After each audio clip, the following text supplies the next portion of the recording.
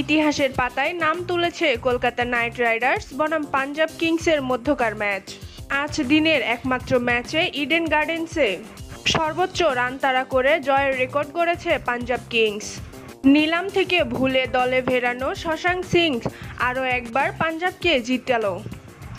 Eden গার্ডেন্সে শুরুতে নির্ধারিত 20 ওভারে 6 উইকেট হারিয়ে 261 রানের পাহাড় গড়েছিল কলকাতা নাইট রাইডার্স। জবাবে এই রান তাড়া করতে নেমে 8 বল হাতে রেখে 8 উইকেটের বিশাল ব্যবধানে জিতেছে পাঞ্জাব কিংস। আইপিএল তো বটেই, যে কোনো টি-20তে রান তাড়াই সর্বোচ্চ জয়ের রেকর্ড। সর্বোচ্চ রান তাড়া করে জয়ের রেকর্ডের দিন সেঞ্চুরির দেখা পেয়েছেন পাঞ্জাব কিংসের ইংলিশ ওপেনার জনি ব্যারিস্টার। মাত্র 48 বলেই তিনি খেলেছেন 108 রানের অপরাজিত ইনিংস। জনি ব্যারিস্টারের 108 রানের ইনিংসটি সাজানো ছিল 9টি ছক্কা 8টি চারে।